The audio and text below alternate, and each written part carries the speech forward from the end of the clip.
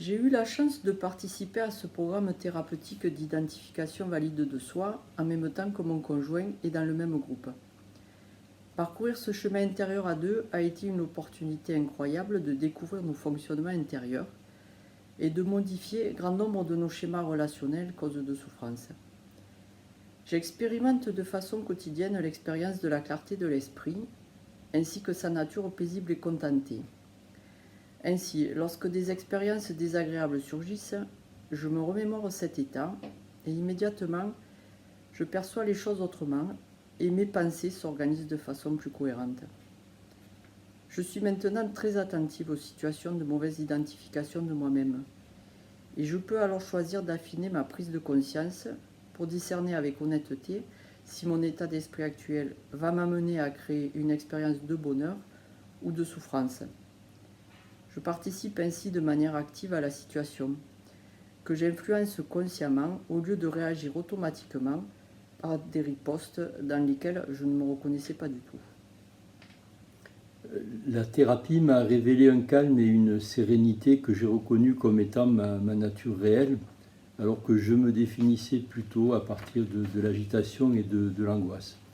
La pratique assidue de la méditation m'a permis au fur et à mesure d'approfondir ce contact et de m'y connecter de plus en plus souvent dans les différents compartiments de ma vie. Ce travail d'identification m'a donné progressivement une lucidité qui m'est précieuse.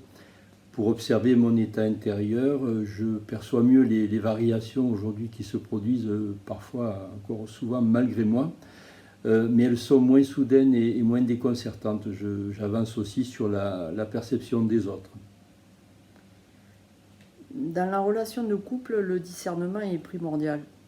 Or, comment rester lucide dans une relation intense où souvent se rejouent des scénarios du passé, des schémas familiaux?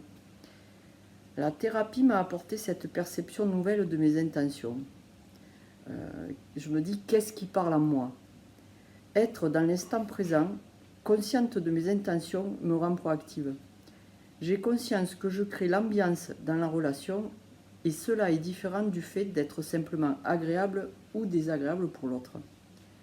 Je perçois rapidement si j'exprime une intention juste et soucieuse du bonheur de l'autre ou si j'exprime une réaction automatique inadaptée. La thérapie évite bien des quiproquos, souvent alimentés par une part de nous-mêmes en souffrance.